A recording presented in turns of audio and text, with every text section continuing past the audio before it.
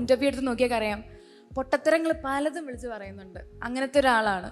പക്ഷേ after A point നമ്മൾ എന്തൊക്കെ ഫിൽറ്റർ ചെയ്യണം, എന്തൊക്കെ നമ്മൾ ഒരു ഓഡിയൻസിനെ റെപ്രസെൻറ്റ് ചെയ്യുമ്പം എന്തൊക്കെ ഫിൽറ്റർ ചെയ്ത് സംസാരിക്കണം, എന്തൊക്കെയാണ് നമ്മൾ ഇനി റെസ്പോൺസിബിൾ ആവണ്ടേ എന്നുള്ള കുറേ ബോധങ്ങൾ ഏത് ഫീൽഡിലായാലും നമുക്ക് കിട്ടും. ക്ലാസ്സിൽ ഭാഗ്യ എന്ന് പറഞ്ഞുകൊണ്ട് ഈ പേര് ഇപ്പോഴും എനിക്ക് ഓർമ്മയുണ്ടെങ്കിൽ ഹൗ മച്ച് എനിക്ക് അവരുമായിട്ടുള്ള കോമ്പറ്റീഷൻ നിങ്ങളൊന്ന് ആലോചിച്ച് നോക്കിയൊക്കെ. പക്ഷെ ഇവിടെ എത്തത്തില്ല. ഐ റിമെമ്പർ ഫസ്റ്റ് എൻ്റെ പെർഫോമൻസ് എന്ന് പറയുമ്പോൾ ഭയങ്കര നെഗറ്റീവ് കിട്ടിയൊരു പെർഫോമൻസാണ്. ചാക്കോച്ചനൊക്കെ പറഞ്ഞത് എന്ത് ഓവർ എക്സ്പ്രഷനാന്ന് പറഞ്ഞ ഒരു ഇതാണ്. അപ്പം അവിടെ ലാൽ ജോസ് സാറാണ് പറഞ്ഞത് ഒരു എക്സ്പ്രഷൻ്റെ കാര്യമൊക്കെ അവിടെ നിൽക്കട്ടെ, പക്ഷേ ഒരു ഡാൻസറിൻ്റെ ക്വാളിറ്റി ഉണ്ടെന്ന് പറഞ്ഞപ്പോൾ മതി, ആ ഒരു പോയിന്റ് മതി. നമുക്ക് ആ ഒരു പോസിറ്റീവ് സ്ഥാനത്ത് നിന്ന് നമ്മൾ ബിൽഡപ്പ് ചെയ്തിട്ടാണ് ഫൈനൽ വരെ എത്തിയത്. ഇപ്പം ഇപ്പം എന്തൊക്കെയാണ് സിനിമയിൽ സംഭവിക്കുന്നത് എന്നുള്ളത് എവറിബഡി നോ ദാറ്റ്. പക്ഷെ ഹൗ ടു സർവൈവ് എന്ന് വെച്ചാൽ നമ്മുടെ പേഴ്സണാലിറ്റി, നമ്മുടെ ഒരു സെൽഫ് റെസ്പെക്റ്റ് വിട്ടുകൊടുക്കാതെ എങ്ങനെ സർവൈവ് ചെയ്യാം, എങ്ങനെ ഇതിൽ ഇപ്പം ഇത്രയും പ്രശ്നങ്ങളുള്ളൊരു മേഖലയിൽ എങ്ങനെ ഇപ്പം നിങ്ങളതായിരിക്കും ചെയ്യുക, ഒരു ഏരിയ അവരെടുത്തിട്ട് ക്ലിയർ ചെയ്യുക, അതിലത്തെ എന്താ പറയുക കളകളൊക്കെ പറിച്ച് കളയുക. Exactly right. ഇപ്പം നിങ്ങളൊരു മേഖലയിൽ വർക്ക് ചെയ്യുമ്പോഴത്തേക്കിനും നിങ്ങളൊരു സ്ഥലം നന്നാക്കാൻ നോക്കുമ്പം അവിടെ അനീതി, എക്സ്പ്ലോയിറ്റേഷൻസ് ഒക്കെയുള്ള ആൾക്കാർക്ക് അത് ഒബ്വിയസ്ലി നെഗറ്റീവ് ആണോ? സോ നിങ്ങൾക്കെതിരെ ഹേറ്റേഴ്സ് ഉണ്ടാകൂ.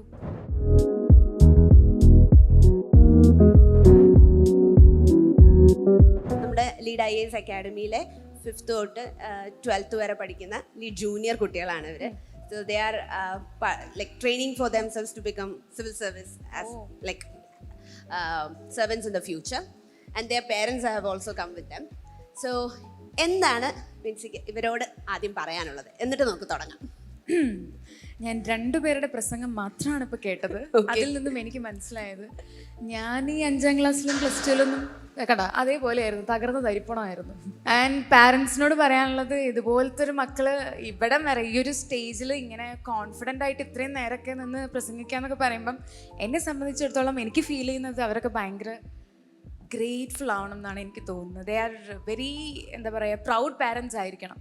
എനിക്കിപ്പോഴൊക്കെയാണ് ഇങ്ങനെ സംസാരിക്കാനുള്ള ധൈര്യം കിട്ടിത്തുടങ്ങിയത്. പക്ഷെ ഈ പ്രായത്തിൽ തന്നെ പിള്ളേർ ഇങ്ങനെയൊക്കെ ആയി എന്തായിരിക്കും അവസ്ഥ? No idea. ഓക്കെ, വിൻസിയുടെ ഒരു ഇന്റർവ്യൂവിൽ ഞാൻ കണ്ടതാണ്. വിൻസി ചെറിയ പ്രായത്തിൽ കണ്ണാടിയുടെ മുന്നിൽ നിന്ന് ഒരുപാട് ആക്ടിങ്ങും കാര്യങ്ങളൊക്കെ ചെയ്തിട്ട് ലൈക്ക് ആ പാഷൻ, ആ ഒരു ഡ്രീമിനോടുള്ള ആ ഒരു പാഷൻ വളരെ ചെറിയ പ്രായം തൊട്ട് ഉണ്ടായിരുന്നു അല്ലേ? അപ്പം എനിക്ക് ഫസ്റ്റ് ചോദിക്കാനുള്ളത്, like keeping the context of everything, like നമ്മുടെ സോഷ്യൽ ബാക്ക്ഗ്രൗണ്ട്, ഇക്കണോമിക് ബാക്ക്ഗ്രൗണ്ട് എല്ലാം, നമ്മുടെ പേരൻസിൻ്റെ സപ്പോർട്ട് എല്ലാം കൺസിഡർ ചെയ്യുമ്പോൾ where do you keep the boundary of our dreams? Boundaries ഇല്ല എന്ന് വിചാരിക്കുന്നതല്ലേ നല്ലത്. ബൗണ്ടറീസ് ഇല്ല, ഡ്രീം ചെയ്യാൻ ബൗണ്ടറീസ് ഇല്ല. പക്ഷേ നമ്മൾ പ്രാക്ടിക്കലായിട്ട് ചിന്തിക്കുമ്പോഴത്തേക്കിനും ഡ്രീം ചെയ്യാൻ ബൗണ്ടറീസ് ഇല്ല. സ്കൈ ഈസ് ദ ലിമിറ്റ് എന്ന് പറഞ്ഞാലും അതിനും അപ്പുറത്തേക്കാണ്. ലിമിറ്റേ ഇല്ല. ഏതറ്റം വരെയും ഓസ്കാറാണോ, ഓസ്കാറിൻ്റെ അപ്പുറത്തേക്ക് ഉണ്ടോ എന്നുള്ളത് നോക്കി നടക്കുന്നത്. പക്ഷേ ഇത് പ്രാക്ടിക്കാലിറ്റിയിൽ, റിയാലിറ്റിയിൽ എത്രത്തോളം നമ്മളുടെ ലൈഫിൽ റിയലായിട്ട് കൊണ്ടുവരാൻ പറ്റുന്നു. കാരണം നമ്മൾ ഡ്രീം ചെയ്യുന്നത് പോലെ തന്നെ വരത്തില്ല. ഞാനിപ്പം സിനിമയിൽ വന്ന് നിൽക്കുമ്പം ഇപ്പം ഡ്രീമിൽ നല്ല പ്ലസൻറ്റ്, അങ്ങനെ പോയി അവിടെ എത്തി, ഇവിടെ എത്തി, ഓസ്കാർ വരെ ഞാൻ എത്തി. പക്ഷേ റിയാലിറ്റി എത്തുമ്പം ഭയങ്കര ബുദ്ധിമുട്ടാണ്. ബുദ്ധിമുട്ട് ഇൻ ദ സെൻസ് നമ്മൾ വിചാരിച്ച പോലെയൊന്നും കാര്യങ്ങൾ നടക്കണമെന്നില്ല. പക്ഷേ ഇപ്പം എന്താ പറയുക, മലയോളം ആശിച്ചാലേ കുന്നോളം കിട്ടുന്നുള്ളൂ എന്നൊക്കെ പറയുന്ന പോലെ അത്രത്തോളം ആശിച്ചാൽ ഇപ്പം ഞാൻ കേരള സ്റ്റേറ്റ് അവാർഡ് വരെ എത്തിയിട്ടുണ്ട്. സോ ഐ ഹോപ്പ് ഇനിയും മുന്നോട്ട് പോകും. ചെയ്യുന്ന എല്ലാ സിനിമകളിലും ഓരോ മൈൽ സ്റ്റോൺസ് ക്രിയേറ്റ് ചെയ്യുന്നു എന്ന് തന്നെ പറയാം. Okay, U created your own signature ആ ഒരു ആക്ടിങ്ങിൽ. സോ ആ ചെറിയ കാലയളവിൽ തന്നെ you have achieved something great, state award കിട്ടുന്നു. അപ്പം how do you feel when you have reach that success, after success? Like ആ ഇപ്പോൾ പറഞ്ഞല്ലോ, നമ്മുടെ ഡ്രീം പോലെ അല്ല നമ്മുടെ റിയാലിറ്റി, അവിടെ കുറച്ച് സ്ട്രഗിൾസ് ഇൻക്ലൂഡഡ് ആണ്. So how do you feel after reaching that success? ഇതുവരെയുള്ള ജേണി നമ്മൾ എടുത്ത് നോക്കുമ്പം, ഇപ്പം ചെറുപ്പം മുതലുള്ള ജേണി നോക്കുമ്പോഴത്തേക്കിനും നമ്മൾ ഒരു ഫിലിം ആക്ട്രസ് ആവണം എന്ന് ആഗ്രഹിക്കാനായിട്ട് കാരണങ്ങൾ ബേസിക്കലി പറയുമ്പോൾ ലോഡ് ഓഫ് ഇൻസെക്യൂരിറ്റീസ് ആണ്. ഞാൻ പല ഇൻ്റർവ്യൂസിലും പറഞ്ഞിട്ടുണ്ട്, ഇത് എല്ലാ പിള്ളേർക്കും കിട്ടുന്നതാണ്. ഞാൻ സംസാരിക്കുന്ന എല്ലാവർക്കും എന്തോ എവിടെ ഒരു ഇൻസെക്യൂരിറ്റി ഉണ്ടാവും, നമുക്ക് മുന്നോട്ട് പോകണം എന്ന് വിചാരിക്കാനുള്ളത്. അപ്പം എനിക്ക് ഞാൻ പണ്ടൊക്കെ റേസിസ്റ്റ് ആയിരുന്നു എന്ന് വേണമെങ്കിൽ പറയാം. കളറില്ല. നമ്മൾ നോക്കുമ്പം ആർട്ടിസ്റ്റുകൾക്ക് ഭയങ്കര ഭംഗി. അപ്പം ഓക്കെ, സിനിമയിലെത്തിയാൽ ഭംഗി കൂടും. പിന്നെ നോക്കുമ്പം ഫിനാൻഷ്യലി നമ്മൾ അത്ര ഭയങ്കര റിച്ച് ആയിട്ടുള്ള ഫാമിലി അല്ല. അപ്പം അവർക്ക് ഭയങ്കര കാറ്, വലിയ വീട് വെക്കുന്നു, എല്ലാം സിനിമയിൽ വന്ന ശേഷമാണ്. ഇതാണ് എൻ്റെ മോട്ടോ, സിനിമയിൽ എത്തുക എന്നുള്ളതിൻ്റെ. അത് കഴിഞ്ഞിട്ട് ഓരോ രീതിയിൽ നമ്മളപ്പോൾ ആ ഒരു സീഡ് അവിടെ ഓൾറെഡി ഇട്ടിട്ടുണ്ട്. ഇയർ ബൈ ഇയർ ഇങ്ങനെ നമ്മളിങ്ങനെ അത് ഒരു പ്ലാൻഡായി വരുന്നു. ആൻഡ് ആഫ്റ്റർ നമ്മൾ സിനിമയിൽ എത്തിയതിന് ശേഷമാണ് ഇതിൻ്റെ എസൻസ് മനസ്സിലാവുന്നത്. ഇറ്റ്സ് ലൈക്ക് ഇൻസെക്യൂരിറ്റീസ് കൊണ്ട് ഇവിടെ എത്തിയെങ്കിലും സിനിമ ഈസ് വേറൊരു ആർട്ടാണ്. അത് നമ്മളെ as a human being evolve ചെയ്യിപ്പിക്കുന്നുണ്ട്. ഇപ്പം നിങ്ങൾ IAS ആവാനായിട്ട് നിൽക്കുന്നു, നിങ്ങൾ അവിടെ പോയി എത്തുമ്പോഴായിരിക്കും പല രീതിയിലുള്ള ലൈക്ക് ഇവോൾവ്, ഒരു മനുഷ്യൻ എന്ന രീതിയിൽ ഇവോൾവ് ആവുന്നത്. നമ്മൾ ഏത് മോട്ടോയിലാണോ വന്നത്, ചിലപ്പോൾ ആൾക്കാരെ സെർവ് ചെയ്യുമ്പോഴത്തേക്കിനും വേറെ കുറേ അനുഭവങ്ങളായിരിക്കും, എക്സ്പീരിയൻസസ് ആയിരിക്കും നമുക്ക് കിട്ടുന്നത്. അപ്പോൾ അതിലൂടെയൊക്കെ ഇവോൾവായി വരിക എന്നുള്ളതാണ് ഏത് മേഖലയിലും അൾട്ടിമേറ്റ്. ഇപ്പം നമ്മളിവിടെ സ്റ്റേറ്റ് അവാർഡ് കരസ്ഥമായിട്ട് ഇരിക്കുന്നു, പക്ഷെ അതിനുശേഷം ഞാൻ ഇതുവരെയും ഒരു മൂവി ചെയ്തിട്ടില്ല.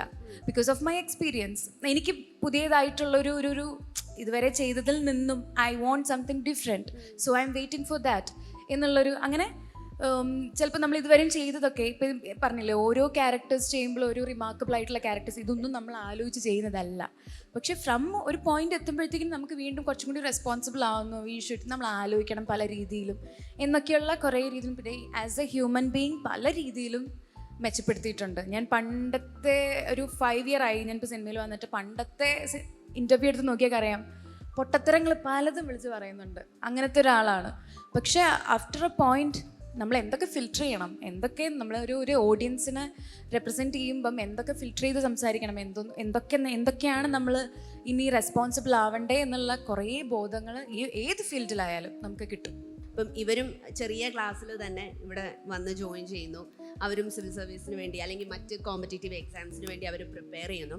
അപ്പം അവിടെ നമ്മൾ ഫോക്കസ് ചെയ്യുന്ന ഒരു ഏർലി ഗ്രൂമിങ് ആണ്. ഇപ്പം ശരിക്കും പറഞ്ഞാൽ വിൻസിയും ഒരു റിയാലിറ്റി ഷോയിലൂടെ വരുമ്പോൾ അവിടെ വിൻസിക്ക് കിട്ടുന്ന ഒരു എക്സ്പോഷർ ഉണ്ട്. ആ എക്സ്പോഷറിലൂടെ you are polishing your skill, right? The same things these kids are doing here.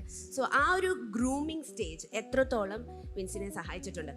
May be വിൻസിയുടെ കൂടെ വർക്ക് ചെയ്യുന്നവരുമായിട്ട് ഒരു കമ്പാരിസൺ നടത്തിയിട്ടുണ്ടാവുമല്ലോ അല്ലേ? ഓഫ് കോഴ്സ്, അത് ഞാൻ പറയാൻ വന്നൊരു പോയിന്റാണ്. ഇപ്പം നിങ്ങൾ എൻ്റെ സ്കൂളിൽ തന്നെയാണ് അനുപമ IAS, അറിയില്ലേ? നിങ്ങൾക്ക് എല്ലാവർക്കും ഒബ്വിയസ്ലി അറിയേണ്ടതാണ്, പഠിച്ചിട്ടുള്ളത്. അപ്പം നിങ്ങളിൽ ആരെങ്കിലുമൊക്കെ വിചാരിക്കും എനിക്ക് അനുപമേനെ പോലെ ആവണം, അല്ലെങ്കിൽ ഇന്ന IASനെ പോലെ ആയിരിക്കണം. ഇതുപോലെ തന്നെ വിചാരിച്ച് വന്ന ഒരാളാണ്, എനിക്ക് ഇന്ന ആർട്ടിസ്റ്റിനെ പോലെ ആവണം, ഇന്ന നയൻതാരനെ പോലെ ആവണം, അല്ലെങ്കിൽ തൃശ്ശനെ പോലെ ആവണം, അല്ലെങ്കിൽ മലയാളത്തിൽ പാർവതീനെ പോലെ ആവണം എന്നൊക്കെ വിചാരിച്ച് വരുന്ന ഒരാളാണ്. പക്ഷെ വൺസ് നമ്മൾ ആ ഗെയിമിൽ ഇന്നായി കഴിഞ്ഞ് കഴിഞ്ഞാൽ പിന്നെ നമുക്ക് മനസ്സിലാവും ഓരോരുത്തരുടെയും ജേർണി ഈസ് ഡിഫറെൻറ്റ്. നമുക്ക് ഒരിക്കലും മമ്മൂട്ടിനെ പോലെ ആവാനോ മോഹൻലാലിനെ പോലെ ആവാനോ പറ്റത്തില്ല. നമ്മുടെ തോട്ട്സ് ഡിഫറെൻ്റ് ആണ്, നമ്മൾ വന്ന രീതി ഡിഫറെൻ്റ് ആണ്. ഇപ്പം എൻ്റെ അപ്പച്ചനെ ഇടയ്ക്ക് പറയും, അന്നാബൻ നമ്മൾ കുമ്പളങ്ങി നൈറ്റ്സ് കൊണ്ട് തന്നെ എത്ര പടങ്ങളാണ് കിട്ടിയത് എന്ന് പറയുമ്പോൾ ആ സമയത്ത് നമ്മൾ നായകൻ എന്ന് പറയുന്ന റിയാലിറ്റി ഷോ മാത്രം കഴിഞ്ഞിട്ടേ ഉള്ളൂ. അപ്പം ഈ ഒരു കമ്പാരിസൺ ഉണ്ടാവും ഡെഫിനറ്റ്ലി. അപ്പം ഞാൻ അപ്പനോട് പറയുന്നതാണ്, അന്നാബൻ ഡിഫറെൻ്റ് ആണ്, ഞാൻ ഡിഫറെൻ്റ് ആണ്, നമുക്ക് കിട്ടിയ മൂവീസ് ഡിഫറെൻ്റ് ആണ് എന്നൊക്കെ നമ്മളിങ്ങനെ പറയും. So the journey is different. അത് നിങ്ങളായ രീതിയിൽ നിങ്ങളായി തന്നെ ആ ജേർണി ഗോ ത്രൂ ചെയ്യുക. ഒരിക്കലും ഇന്ന ആളെ പോലെ ആവണം, ഇന്ന ആളെ പോലെ സെർവ് ചെയ്യണം, ഡോണ്ട് അത് അങ്ങനെ ചെയ്യരുതെന്നേ ഞാൻ പറയുള്ളൂ. നിങ്ങൾക്കൊരു ഐഡൻറ്റിറ്റി ഉണ്ട്. നിങ്ങളുടെ വീടല്ല ഇയാളുടെ വീട്, നിങ്ങളുടെ പാരൻസ് ആയിരിക്കില്ല ഇയാളുടെ പാരൻസ്, നിങ്ങൾ പഠിച്ച സ്കൂളായിരിക്കില്ല അപ്പം നമ്മളുടെ എൻവയൺമെൻറ്റ് ഡിഫറെൻ്റ് ആണ്. ആ ബോധം നമുക്ക് എപ്പോഴും വേണം. സോ അതനുസരിച്ച് ഒരു സിംഗിൾ എന്താ പറയുക ഒരു ബ്യൂട്ടിഫുൾ ജേർണി ക്രിയേറ്റ് ചെയ്യാൻ നോക്കുക. ആൻഡ് നമ്മളായി തന്നെ നമ്മളുടെ ഒരു ഐഡൻറ്റിറ്റി ഇവോൾവ് ചെയ്തെടുക്കുക. സോ നമ്മൾ ആ ഏത് മേഖലയിലാണോ അവിടെ നമ്മൾ സ്റ്റാൻഡ് ഔട്ട് ചെയ്യും എന്ന് ഞാൻ വിശ്വസിക്കുന്നു. നമ്മൾ എൻവയോൺമെന്റിനെ പറ്റി പറഞ്ഞല്ലോ. അപ്പോൾ നമ്മുടെ എൻവയോൺമെന്റ് അനുസരിച്ച് നമ്മളുടെ വളർച്ച വരുന്നു എന്നുള്ളത്. അപ്പോൾ ആ എൻവയോൺമെന്റിലെ ഒരു പ്രധാന ഘടകമാണല്ലോ നമ്മുടെ പേരൻസ് എന്ന് പറയുന്നത്. ഓക്കെ, ഇവിടെ ഈ കുട്ടികളുടെ കൂടെ വളരെ ദൂരെ നിന്ന് കാസർഗോഡ് നിന്നൊക്കെ വന്ന പേരൻസ് ഉണ്ട് ഇവിടെ. ആ പേരൻസ് ഈ കുട്ടികളുടെ കൂടെ ഇവരുടെ വളർച്ച ലൈക്ക് മുൻനിർത്തിയാണ് അവരിവിടെ വന്നിരിക്കുന്നത്. And similarly I see your അമ്മ is also with you, right? അപ്പയുണ്ട്. അപ്പൊ പക്ഷെ ഇങ്ങനത്തെ പ്രോഗ്രാമിൽ അറ്റൻഡ് ചെയ്യില്ല. നമ്മൾ വന്ന കാറിൽ കിടന്നുറങ്ങും സുഖമായിട്ട്. തിരിച്ച് പോകാനോ ഡ്രൈവ് ചെയ്ത് പോകാനുള്ളത് കൊണ്ട് കിടന്നുറങ്ങും. Okay fine. സി വലിയ ആക്ട്രസ് ആണ്. Even her parents are coming with her. So always എത്രത്തോളമാണ് പേരൻസിന്റെ കയ്യിൽ നിന്ന് കിട്ടുന്ന ആ ഒരു സപ്പോർട്ട് നമ്മളെ മാറ്റർ ചെയ്യുന്നത്? ഞാൻ ഒരു ഇന്റർവ്യൂവിൽ കേട്ടതാണ്, എൻ്റെ മോള് വലിയ നിലയിലെത്തുമെന്ന് അച്ഛൻ പറഞ്ഞപ്പോൾ കിട്ടിയ ഒരു കോൺഫിഡൻസ് ബിൻസി പറഞ്ഞിട്ടുണ്ടായിരുന്നു. എത്രത്തോളമാണ് പേരൻസിന് നമ്മുടെ വളർച്ചയിലുള്ള ഇൻവോൾവ്മെന്റ്? എന്നെ സംബന്ധിച്ചിടത്തോളം ഇപ്പം ഞാൻ എന്ത് ചെയ്യുന്ന, ഫസ്റ്റ് ഓഫ് ഓൾ ഇപ്പം നമ്മളെ ഒരു കാര്യത്തിന് നമ്മുടെ പാരൻസ് സപ്പോർട്ട് ചെയ്യുന്നില്ല എന്നുണ്ടെങ്കിൽ അത് അവരെ സപ്പോർട്ട് ചെയ്യിപ്പിക്കുക എന്നുള്ളത് അവരിൽ നമ്മളുടെ കാര്യത്തിലൊക്കെ നമ്മളുടെ മോള് ചെയ്യും, അല്ലെങ്കിൽ നമ്മൾക്ക് ആ ഒരു ട്രസ്റ്റ് ഉണ്ടാക്കി എടുക്കുക എന്നുള്ളത് നമ്മളുടെ ആക്ഷൻസ് പോലെ ഇരിക്കും. അപ്പം ഇവിടെ ഈ പാരൻസ് ഇത്രയും വന്നിട്ടുണ്ടെങ്കിൽ അവരുടെ പിള്ളേർ മൊത്തവും, ഈ ഇരിക്കുന്ന പിള്ളേർ മൊത്തവും ആ ട്രസ്റ്റ് അവരിൽ ഉണ്ടാക്കി ഓൾറെഡി കൊടുത്തിട്ടുണ്ട്. ഞങ്ങൾക്ക് പഠിക്കണം, ഞങ്ങൾ ഇന്നത് ചെയ്യും എന്നുള്ളത്. അപ്പം അവർക്കും സ്വപ്നം, അവരുടെ ഈ പിള്ളേരുടെ ഒപ്പം സ്വപ്നം കാണാൻ ആഗ്രഹം കൊണ്ടായിരിക്കും അവർ ഇത്രയും ദൂരത്തുനിന്ന് ഇവിടം വരെ വന്നിട്ടുണ്ടാവുക. എൻ്റെ പാരൻസിനെ സംബന്ധിച്ചിടത്തോളം ഇനീഷ്യൽ സ്റ്റേജിൽ സിനിമ ഇപ്പം എന്തൊക്കെയാണ് നടക്കുന്നല്ലേ, ഹേമ കമ്മിറ്റി അറിയാലോ, ഇറ്റ്സ് ലൈക്ക് IAS, ഇവരെന്തായാലും ഇത് അറിഞ്ഞിരിക്കും ഡെഫിനറ്റ്ലി. അപ്പം ഇങ്ങനത്തെ ഒരു ഫീൽഡിൽ ഇതുപോലെ ആ സമയത്തും ഇങ്ങനത്തെ കുറേ ന്യൂസസും അവർ ഒരു നാട്ടിൻപുറത്തുകാരാണ്.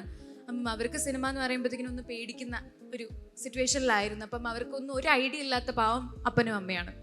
അപ്പം നമ്മളുടെ ഒരു കോൺഫിഡൻസിലാണ് ഓക്കെ പോയിട്ട് വാ, ഞാൻ ആരോടും പറയാതെയാണ് റിയാലിറ്റി ഷോയിൽ പങ്കെടുക്കുന്നത്. പക്ഷേ എന്തോ ഭാഗ്യം കൊണ്ട് സക്സസ് ആയില്ലായിരുന്നെങ്കിൽ ഇന്ന് എന്നെ ഞാൻ പറയുന്നില്ല തല്ലിക്കൊന്നേര്. അപ്പം ആ ഒരു ട്രസ്റ്റ് ക്രിയേറ്റ് ചെയ്യാന്നുള്ള അപ്പം ആ ഒരു സ്റ്റേജ് ഓഫ് പ്രോസസ്സ് ഉണ്ട്. അതായത് നായകൻ ഓരോ എപ്പിസോഡും അത് ഇപ്പം ഇവരിലിരിക്കുന്ന പലരും ചിലപ്പം എൻ്റെ നായകൻ കണ്ടിട്ടുണ്ടാവും. ആ പെർഫോമൻസ് ഇഷ്ടപ്പെട്ട് ഗ്രാജ്വലി വന്നൊരു ട്രസ്റ്റാണ്. ഇപ്പം അവരെൻ്റെ കൂടെ കട്ടക്കുണ്ട് സിനിമ. ഇപ്പം ഞാൻ 29 ആൻഡ് ഞങ്ങളുടെ നാട്ടിൽ ഇതുവരെയും 29 ആയിട്ടും കല്യാണം കഴിക്കാത്ത പൊന്നാനിയാണ് എൻ്റെ നാട്. കല്യാണം കഴിക്കാത്തവർ അപൂർവമാണ്. അപ്പം അവിടെ ഒരാളെ എപ്പോഴും പിടിച്ചു നിൽക്കുന്നുണ്ടെങ്കിൽ അവർക്ക് ആ ട്രസ്റ്റ് ഉണ്ട്. അവർ എന്നോട് ഇപ്പോഴും ചോദിക്കാറൊന്നുമില്ല കല്യാണം ഇനി വല്ലതും നടക്കുമോ, സിനിമയിലും കൂടിയാണ്. ആ ചോദ്യമൊന്നും ഉണ്ടായിട്ടില്ല. അപ്പം വെരി ഗ്രേറ്റ്ഫുൾ ആൻഡ് അവർക്ക് ആ കോൺഫിഡൻസ് ഞാൻ ഉണ്ടാക്കി കൊടുത്തു എന്നുള്ള ഐ എം വെരി പ്രൗഡ്. ഇവിടെ പേരൻസ് അല്ല, തിരിച്ച് കുട്ടികളാണ് പേരൻസിനെ കൊണ്ട് ട്രസ്റ്റ് ക്രിയേറ്റ് ചെയ്യേണ്ടെന്നൊരു സംഭവമാണ് വിൻസി പറഞ്ഞത്. അത് പറയുമ്പോഴാണ് നമ്മുടെ നായകനിലെ എല്ലാ എപ്പിസോഡ്സും ഞാൻ കണ്ടിട്ടുണ്ട്. ആ ഒരു ചെറിയ കോളേജിൽ പഠിക്കുന്ന സമയത്തായിരുന്നു. സോ അതിലെനിക്ക് പെട്ടെന്ന് തോന്നിയത് ഒരിക്കലും ഒരു പേരൻസിൻ്റെ ഒരു ഇനീഷ്യൽ സപ്പോർട്ട് ഇല്ലാതെ വന്നൊരു വ്യക്തിയാണെന്ന് തോന്നില്ല. Because the confidence you showed there, spontaneity, ആ ഒരു എനർജി, എന്ത് ടാസ്ക് തന്നാലും നമ്മൾ പറയില്ലേ നല്ല തൊലിക്കട്ടിയോടുകൂടി തന്നെ അത് പ്രസൻറ്റ് ചെയ്യാന്ന് പറയുന്ന ആ ഒരു എനർജി എങ്ങനെയാണ്, even though you didn't have that initial support from your parents, how like എങ്ങനെയാണ് ആ സ്റ്റേജിൽ നിൽക്കുമ്പോൾ ആ കോൺഫിഡൻസോട് കൂടി without fear how did you perform? ഞാൻ ഈ നായകനിലൊക്കെ പോകുമ്പം ഞാൻ ആർക്കിടെക്ചർ പഠിച്ചുകൊണ്ടിരിക്കുന്ന ഒരു സ്റ്റുഡൻ്റാണ്. അപ്പോൾ എൻ്റെ ചെറുപ്പം മുതലേ ഞാൻ പറഞ്ഞില്ലേ, ചെറുപ്പം മുതലേ ഉള്ള ഒരു ആഗ്രഹമാണ് ആക്ട്രസ് ആവുക എന്നുള്ളത്. ആൻഡ് സെക്കൻഡ് ഓപ്ഷനായിരുന്നു ആക്ട്രസ് ആവില്ല, നടക്കില്ല. കാരണം എനിക്ക് അതിൻ്റെ വഴി അറിയില്ല, ഈ ഓഡീഷനൊന്നും പോകാൻ എൻ്റെ കൂടെ ആരുമില്ല.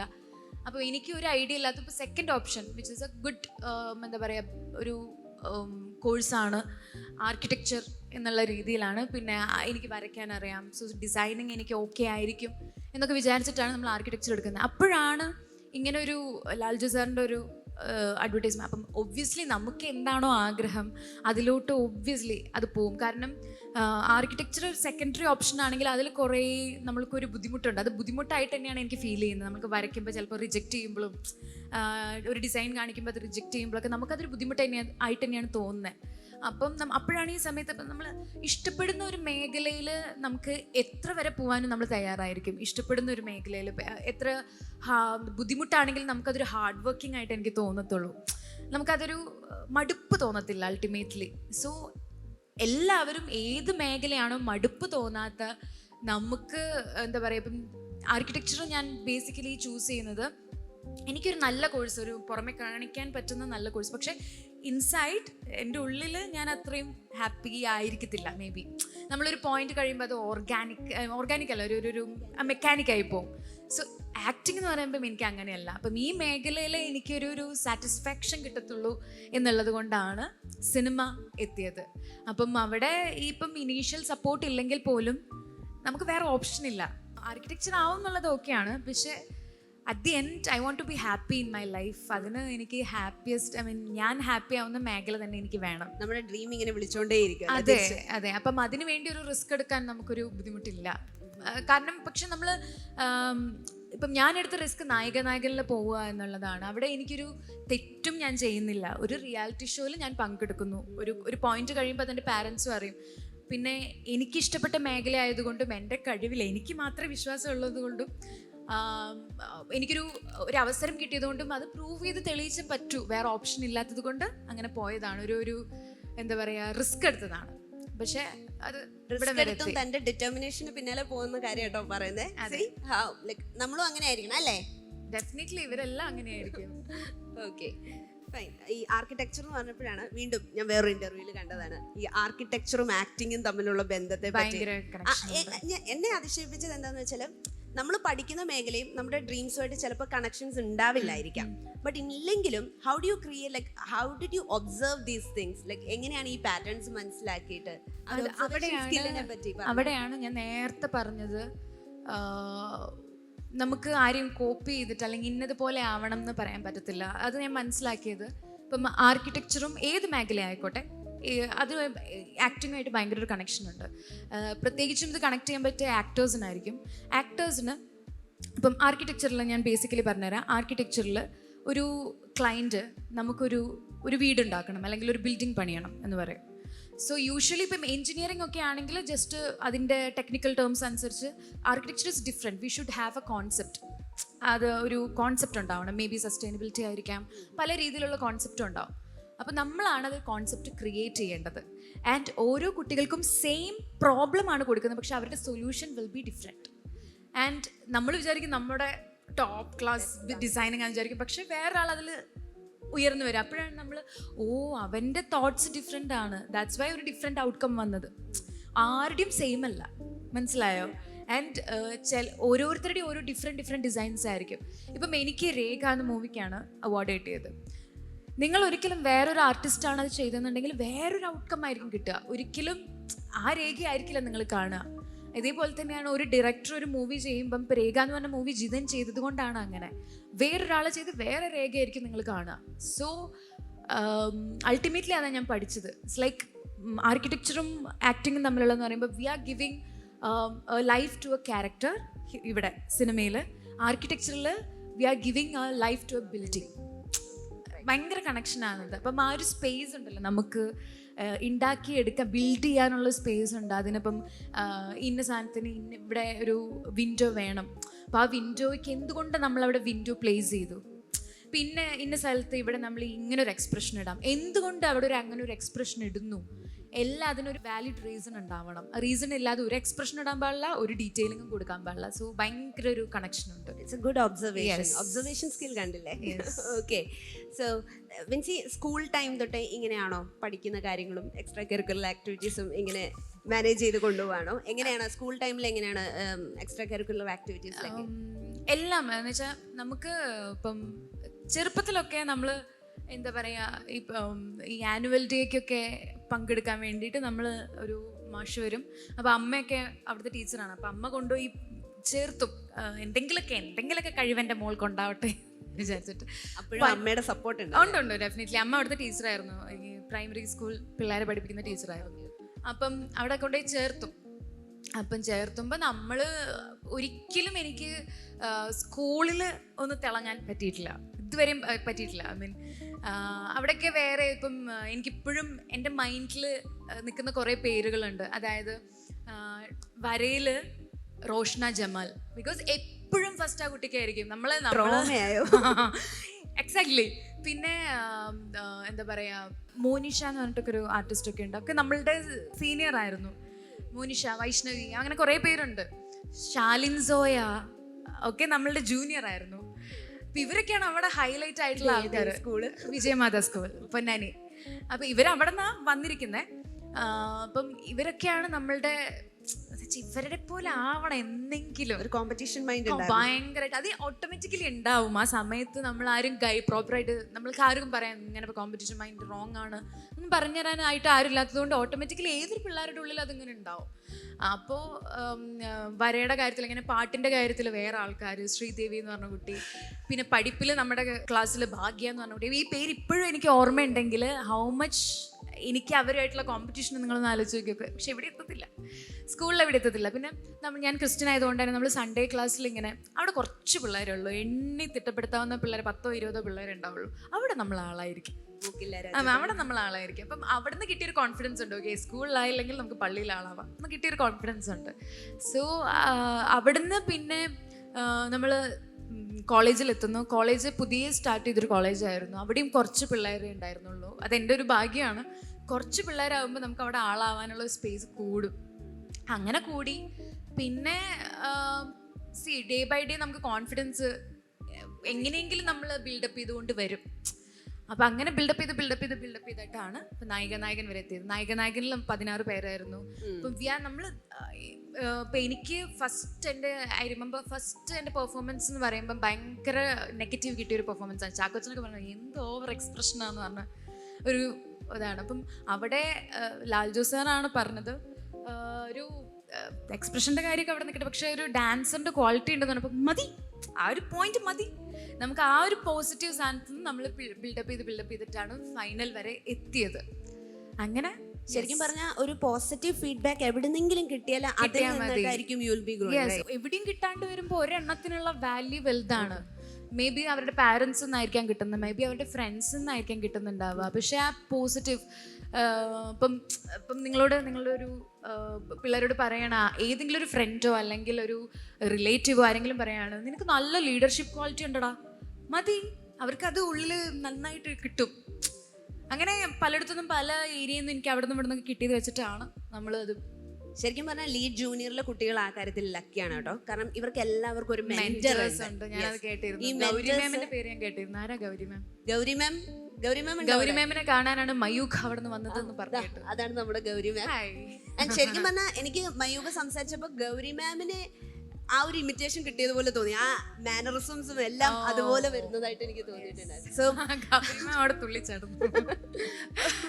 ഓക്കെ, ആൻഡ് ഓൾസോ വിൻസി വരുന്ന കാത്തിരുന്നതാണ് ഗൗരി മാം. എപ്പോ വരെ എനിക്ക് കാണാൻ ഭയങ്കര ആഗ്രഹം ഉണ്ടെന്നൊക്കെ പറഞ്ഞിട്ടുണ്ട്. ഇപ്പൊ എല്ലാവരും ഗൗരി മാമിനെയാണ് കണ്ടുകൊണ്ടിരിക്കുന്നത്.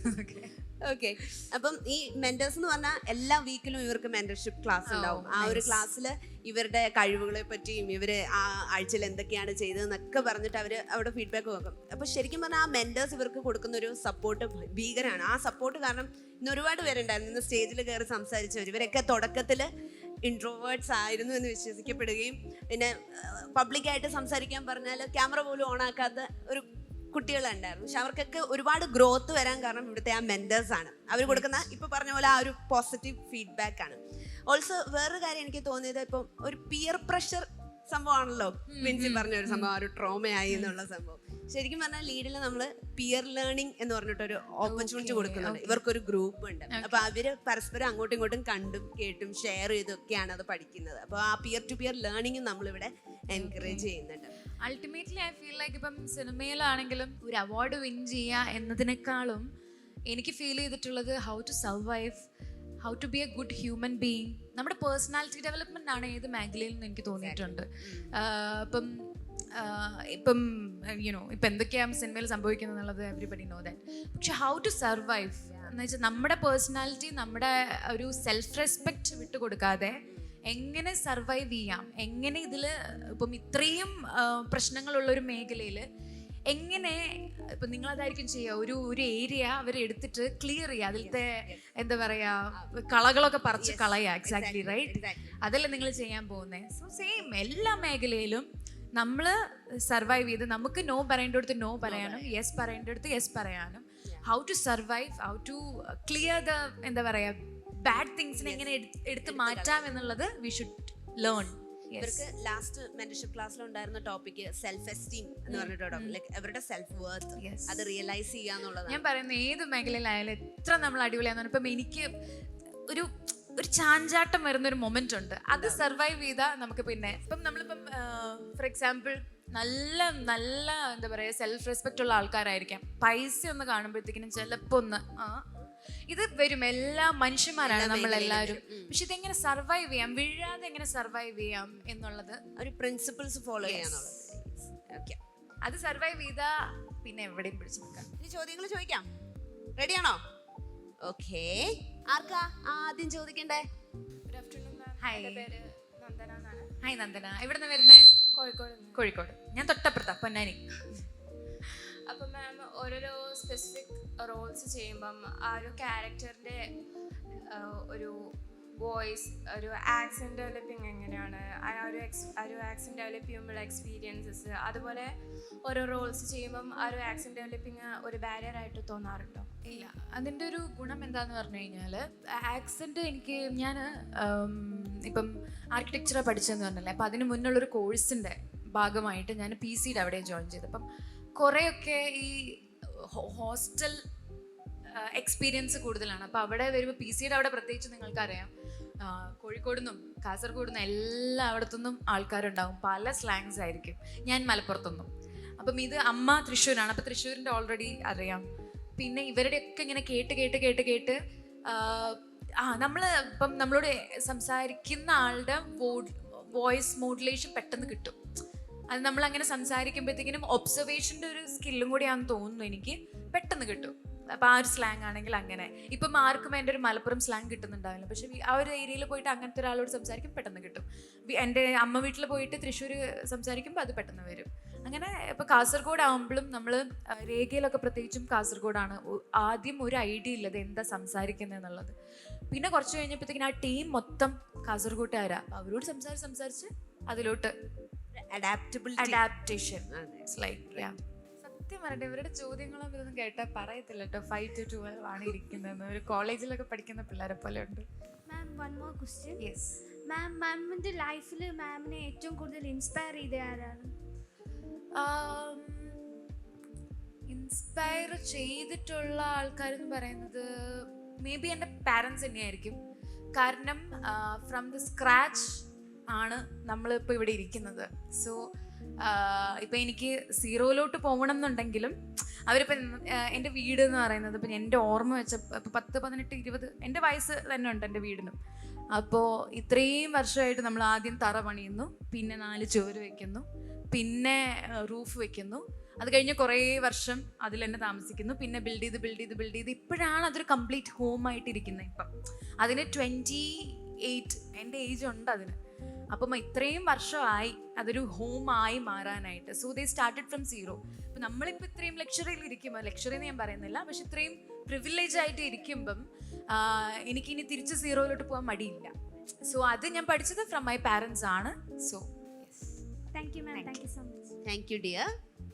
ഗുഡ് ആഫ്റ്റർനൂൺ മാം. ഗുഡ് ആഫ്റ്റർനൂൺ മാം. ഇപ്പം മാം ഒരു ആക്ടറാണ്. മാമിനെ പറ്റി ഇപ്പം ഹേറ്റേഴ്സ് കാണും നമുക്ക് ഒരുപാട്, ഇഷ്ടം പോലെ. അപ്പോൾ അങ്ങനെയുള്ള കമന്റ്സ് വരുമ്പോഴത്തേക്കിനും നമുക്ക് അവരെ ഒന്നും തിരിച്ചു പറയാനൊന്നും പറ്റത്തില്ല, കാരണം നമ്മുടെ വിലയും പോകും. അപ്പോൾ ആ ഫ്രസ്ട്രേഷൻ, ആ ഒരു പ്രശ്നങ്ങൾ എങ്ങനെ ഹാൻഡിൽ ചെയ്യുന്നു? എങ്ങനെ ഹാൻഡിൽ ചെയ്യണം? എൻ്റെ ഒരു അറിവിൽ ഇപ്പം സൈലൻസ് ആണ് ഏറ്റവും ബെസ്റ്റ്. സൈലൻസ് ആൻഡ് ആക്ഷൻസ് എപ്പോഴും എന്നുവെച്ചാൽ ഇപ്പം ഏതിലുണ്ട് ഡോണ്ട് റിയാക്ട് പ്ലീസ് റെസ്പോണ്ട് എന്നുള്ളതുണ്ട്. ഇപ്പം നിങ്ങളൊരു മേഖലയിൽ വർക്ക് ചെയ്യുമ്പോഴത്തേക്കിനും നിങ്ങളൊരു സ്ഥലം നന്നാക്കാൻ നോക്കുമ്പം അവിടെ അനീതി, എക്സ്പ്ലോയിറ്റേഷൻസ് ഒക്കെയുള്ള ആൾക്കാർക്ക് അത് ഒബ്വിയസ്ലി നെഗറ്റീവ് ആണോ? സോ നിങ്ങൾക്കെതിരെ ഹേറ്റേഴ്സ് ഉണ്ടാകൂ, ഡെഫിനറ്റ്ലി. അപ്പം അവരെ ഇല്ലാതാക്കുക എന്നതിനേക്കാളും നിങ്ങൾ ചെയ്യുന്ന ജോബ് അത് അതേപോലെ കണ്ടിന്യൂ ചെയ്യുക, വേറെ ഒന്നും ചെയ്യാനില്ല. സൈലൻസ് മാത്രമല്ല, your action also. You got the award, right? അവരോടുള്ളപ്പം എതിർക്കാൻ നിന്ന് കഴിഞ്ഞാൽ അത് കുറച്ചും കൂടി തീ കത്തുള്ളൂ. നിങ്ങൾ ചെയ്യുന്ന കൺസിസ്റ്റന്റ് ആയിട്ട് പോയിക്കൊണ്ടേയിരിക്കുക, വേറൊന്നിനും നിൽക്കണ്ട. Hello ma'am, my name is Gayatri. Yana. Hi. I'm glad to have you here. Thank you. Ma'am, so my question is, ma'am do you pick roles or like ma'am kittunna role ma'am adipoliyayittu cheyan nokko? What do you prefer? Yeah, initial stage-ൽ ഇപ്പം ഒരു ജനഗണമന വരെയൊക്കെ നമുക്ക് choose ചെയ്യാനുള്ള options ഇല്ല. എന്താ പറയുക, നമുക്ക് initial സ്റ്റേജാണ്, എങ്ങനെ സ്ക്രിപ്റ്റ് സെലക്ട് ചെയ്യണം എന്ന് അറിയത്തില്ല, എങ്ങനെ ഇപ്പം ബാക്കിയുള്ള ആക്ടേഴ്സിനെ പോലെ എങ്ങനെ ഈ മേഖലയിൽ ഉയർന്നു വരണം എന്ന് അറിയില്ല. സോ ഉള്ളത് വെച്ചിട്ട് അതിൽ നല്ല രീതിയിൽ പെർഫോം ചെയ്യുക എന്നുള്ളത് മാത്രമേ ഉണ്ടായിരുന്നുള്ളൂ. പിന്നെ ഒരു പോയിന്റ് കഴിഞ്ഞപ്പോഴത്തേക്കിന് നമുക്ക് ആ ഒരു സ്പേസ് കിട്ടും. ഓക്കെ, നമുക്ക് സെലക്ട് ചെയ്യാനുള്ള സ്പേസ് വന്ന് തുടങ്ങി.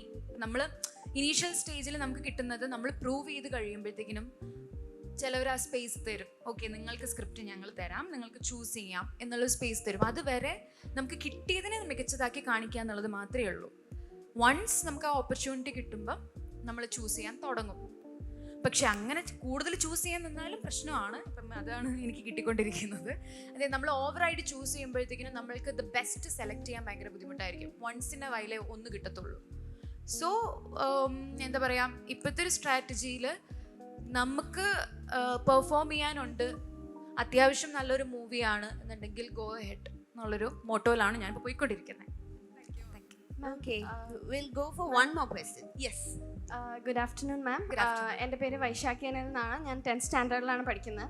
അപ്പം മാം ഒരുപാട് ക്യാരക്ടേഴ്സ് ചെയ്തു എന്ന് പറഞ്ഞിട്ടുണ്ട്. അപ്പം അതിലേതെങ്കിലും ഒരു ക്യാരക്ടർ മാമിൻ്റെ ലൈഫിനെ ഇൻഫ്ലുവൻസ് ചെയ്തിട്ടുണ്ട്? ഐ മീൻ എന്തെങ്കിലും ഒരു ക്യാരക്ടറിൻ്റെ എന്തെങ്കിലും ഒരു ഹാബിറ്റ് ആയിരിക്കാം, അല്ലെങ്കിൽ അവരുടെ എന്തെങ്കിലും ഒരു ജസ്റ്റർ ആയിരിക്കാം, അല്ലെങ്കിൽ എന്തെങ്കിലും ഒരു ഗുഡ് ക്വാളിറ്റി മാം ലൈഫിൽ അഡോപ്റ്റ് ചെയ്യണമെന്ന് ട്രൈ ചെയ്തിട്ടുണ്ടോ അല്ലെങ്കിൽ ചെയ്യുന്നുണ്ടോ? അതിൽ പറയുകയാണെങ്കിൽ രേഖ എനിക്ക് അങ്ങനെ തോന്നിയിട്ടില്ല. It's very tough to act. പക്ഷെ ജനഗണമനയിലെ ഗൗരി ഭയങ്കര സ്ട്രോങ് നട്ടലുള്ളൊരു വനിത എന്ന് എനിക്ക് തോന്നിയിട്ടുണ്ട്. ഇപ്പം എല്ലാവരും ഒരു പുള്ളിക്കാരത്തെയും ഇപ്പം എല്ലാവരും ഒരു സാധനം പറയുന്നു, ഇന്ന ആളാണ് കുറ്റവാളി എന്ന് പറയുമ്പം ഇത് ട്രൂത്ത് വേറെയാണ്. ഇപ്പം അതിലൊരു മൊമെൻ്റ് ഉണ്ട്, അത് നിങ്ങളാരും ശ്രദ്ധിക്കാൻ വഴിയില്ല. എന്താ പറയുക, കുറ്റവാളിയെ കണ്ടുപിടിച്ചു സംതിങ് അങ്ങനെ എന്തോ വന്നപ്പോഴത്തേക്കും 2 സ്റ്റുഡൻസ് വന്ന് പടക്കം പൊട്ടിക്കുന്ന അവരുടെ കോളേജിൽ സഭാവ മേമിൻ്റെ ആൾക്കാരെ പിടിച്ചു, അവരെ എൻകൗണ്ടർ ചെയ്തു എന്ന് പറഞ്ഞപ്പോഴത്തേക്കിനും പുള്ളിക്കാരത്തി സ്റ്റിൽ കൺഫ്യൂസ്ഡ് ആണ്, ഈ എൻകൗണ്ടർ ശരിയാണോ അല്ലയോ. സോ ഇത് ആൾക്കാരെ റെപ്രസെൻ്റ് ചെയ്യുന്ന ഒരു ക്യാരക്ടറായിട്ട് എനിക്ക് തോന്നിയിട്ടുള്ളത്. ഇപ്പം കുറേ ആൾക്കാരുണ്ട് മീഡിയയിൽ എന്ത് വരുന്നു അതാണ് ശരിയെന്ന് പറഞ്ഞിരിക്കുന്നത്. പക്ഷെ പുള്ളിക്കാരത്തി ഗൗരി എന്നൊക്കെ പറഞ്ഞ ക്യാരക്ടർ ഒരു ആണ്, സന്തോഷമുള്ള കാര്യമാണ്. പക്ഷെ ഇതാണ് ശരിക്കും ജസ്റ്റിസ് എന്ന് ഉള്ളിൽ ആൻഡ് ആ ഒരു ക്യാരക്ടർ പിന്നെ എന്തിനും കൂടെ നിൽക്കാനും ആൻഡ് ലാസ്റ്റ് മൊമെന്റിൽ പറയുന്നുണ്ട്, എന്താ പറയുക, മറ്റേ മമതയായിട്ടുള്ളൊരു സീനുണ്ട്. മമത മോളിൽ നിന്ന് നമ്മൾ ചോദിക്കുന്നത് എന്താ പറയുക, ഇത്രയും അവരുടെ സമരം ചെയ്യുമ്പോൾ ഇത്രയും 3 കോടിയുടെ പ്രതിമ എന്ന് പറഞ്ഞിട്ട്. സോ ആ വോയിസ് റേസ് ചെയ്യുന്നത് റിബൽ ഒരു നട്ടലുള്ള വനിത എന്ന് എനിക്ക് തോന്നിയിട്ടുണ്ട്. സോ ആ character. Thank you. Hi. Veda. Hi. And my question is, ma'am, if you say, what's that one quality that helped you achieve success in this industry? And I would also like to know, in this highly male-dominated film industry, what's the biggest challenge you have ever faced and how did you navigate through it? Okay, എൻ്റെ first question, ഇപ്പം പിടിച്ചു നിർത്താനുള്ള ഏറ്റവും കാരണം എന്താണെന്ന് വെച്ച് കഴിഞ്ഞാൽ ready to face failures. ഇതിങ്ങനെ പോകത്തില്ല ഒരിക്കലും. അങ്ങനെ പോയാൽ നമ്മളൊക്കെ അഹങ്കാരികളായി പോകും. ഇൻ സിനിമ, ഞാൻ പറയുന്നത് ഇൻ സിനിമയാണ്. ഇതിങ്ങനെ സക്സസ് മാത്രമായി കഴിഞ്ഞ് ഈ സ്റ്റാർഡം എഫക്റ്റ് ചെയ്യും. നമ്മൾ അറിയാതെ ഇങ്ങനെ തലയിലോട്ട് കയറുന്നൊരു സാധനമാണ്. നമുക്കും ഏകദേശം ചെറുതായിട്ട് കിട്ടിയപ്പോഴാണ് എൻ്റെ ഫ്രണ്ട്സൊക്കെയാണ് കുറച്ച് അഹങ്കാരം കൂടുന്നുണ്ട്, താന്നോ എന്ന് പറയുന്നത്. എൻ്റെ പാരൻസൊക്കെയാണ് തട്ടി ഒന്ന് ഇതാക്കിയത്. സോ അത് അനലൈസ് ചെയ്യാൻ പറ്റിയാൽ നല്ലതാണ്. Down to earth. ഇപ്പം ചില ഇന്ദ്രൻ ചേട്ടനെ എപ്പോഴും പറയുന്നൊരു കാര്യമാണ്, പുള്ളി എത്ര ഇതായാലും ഡൗൺ ടു എർത്ത് ആണെന്നുള്ളത്. അത് പറയാൻ കാരണം ദ വേ ഹീ, എന്താ പറയുക, പുള്ളിക്കാരൻ എന്നെ പ്രസൻറ്റ് ചെയ്യുന്ന രീതിയാണ്. സോ ഈ സ്റ്റാർഡം തലയിൽ കയറാതെ ഇങ്ങനെ നോക്കുന്നത് ഒരു ഭയങ്കര ഒരു കഴിവാണ്. ആൻഡ് അത് ഞാൻ പഠിച്ചു വരുന്നേ ഉള്ളൂ. അത് അങ്ങനെ പഠിക്കുക. പിന്നെ സെക്കൻഡ് ക്വസ്റ്റ്യൻ എന്തായിരുന്നു? Male dominated. അത് it's not an easy job. ഒരൊറ്റടിക്ക് നമുക്ക് ഞാൻ പറയട്ടെ, പല ഇൻഡസ്ട്രിയിലും അതില്ല. ഹിന്ദിയിലൊന്നും അതില്ല. ഹിന്ദിയിൽ മെയിൽ ഡോമിനേഷൻ എനിക്ക് തോന്നുന്നു ഇപ്പം മികച്ചു നിൽക്കുന്നത് ആലിയ ഭട്ടും ദീപിക പദുക്കോണൊക്കെയാണ്. And in Tamil also we have Nayanthara. So in Malayalam ഇപ്പം നമുക്ക് പലതും കണ്ടും കേട്ടും മെയിൽ ഡോമിനേഷൻ ഉണ്ടെന്ന് അറിയുന്നു. But whatever it is നമുക്കത് നമ്മളെ പേഴ്സണലി എഫക്റ്റ് ചെയ്യുന്നവരെ നമുക്കൊരു സിംഗിൾ റൂട്ടിൽ അങ്ങനെ പോകാൻ പറ്റും. ഐ എം നോട്ട് ഇൻ നമ്മ സംഘടന, ഒരു സംഘടനയിലും ഇല്ല, WCCയിലും ഇല്ല, ഒന്നിലുമില്ല. ബിക്കോസ് ദാറ്റ്സ് ഇപ്പം നമ്മുടെ നിവിൻ പോളി പറഞ്ഞത് ഓർമ്മയുണ്ടോ മറ്റേ പടത്തിൽ, ഒറ്റയ്ക്ക് വഴി വെട്ടി വന്നവനാണോ എന്ന് പറയുന്ന പോലെ അതുപോലെ വരാൻ ശ്രമിച്ചുകൊണ്ടിരിക്കുകയാണ്. സോ അതിൽ നമ്മൾ ചിലപ്പോൾ എവിടെ എത്തിയില്ല എന്ന് വരും. ഇപ്പം ഇത്രയും എത്തി, പക്ഷെ എവിടെയും എത്താതെയും പോവും. സോ അൾട്ടിമേറ്റ്ലി നമ്മളൊരു ഡ്രീം വെച്ചിട്ട് അവിടെ എത്തിയിട്ടില്ലെങ്കിൽ അത് നമ്മൾ പ്രയത്നിക്കാത്തോണ്ടല്ല എന്നുണ്ടെങ്കിൽ മനസ്സ് തകർന്ന് ഇരിക്കേണ്ട. ഇറ്റ്സ് ലൈക്ക് നമ്മൾ ട്രൈ ചെയ്തിട്ടും എവിടെ എത്തിയിട്ടില്ലെങ്കിൽ ഇറ്റ്സ് ഓക്കെ. അതിനെ എഫക്റ്റ് ചെയ്യുന്ന വേറെ പല കാരണങ്ങളുണ്ടാവും, പല ആളുകളുണ്ടാവും, അതിന് നമുക്കൊന്നും ചെയ്യാൻ പറ്റില്ല. പക്ഷെ നമ്മൾ ചെയ്യുക, നമ്മുടെ ഭാഗം നമ്മൾ എന്താ പറയുക, സ്ട്രോങ് ആയി നമ്മുടെ സെൽഫ് റെസ്പെക്റ്റ് വിടാതെ, നമ്മുടെ ഐഡൻറ്റിറ്റി ലൂസ് ചെയ്യാതെ മുന്നോട്ട് പോകുക. അത് ഏത് മേഖലയിലായാലും ജീവിക്കാനുള്ള അവകാശം ആർക്കും എന്താ പറയുക വെട്ടിത്താഴ്ത്താൻ പറ്റില്ല. എവിടെയാണെങ്കിലും ജീവിച്ച് നിൽക്കുക. ഇപ്പം you can say that I am in എന്താ പറയുക ഞാനൊരു വിന്നറാണ്, യു ആർ നോട്ട് എന്ന് പറയാൻ പറ്റത്തില്ല. നമ്മളെല്ലാവരും വിന്നേഴ്സാണ്. ഈ മൊമെൻറ്റിൽ നമ്മൾ സർവൈവ് ചെയ്തുകൊണ്ടിരിക്കുകയാണ്, അല്ലെങ്കിൽ നമ്മൾ ജീവിച്ചുകൊണ്ടിരിക്കുകയാണ്. At the end of the day നമുക്ക് സമാധാനത്തോടെ ഉറങ്ങാൻ പറ്റുന്നുണ്ടോ, ഹാപ്പി ആയിട്ട് ഇരിക്കാൻ പറ്റുന്നുണ്ടോ, we are winners. That's it.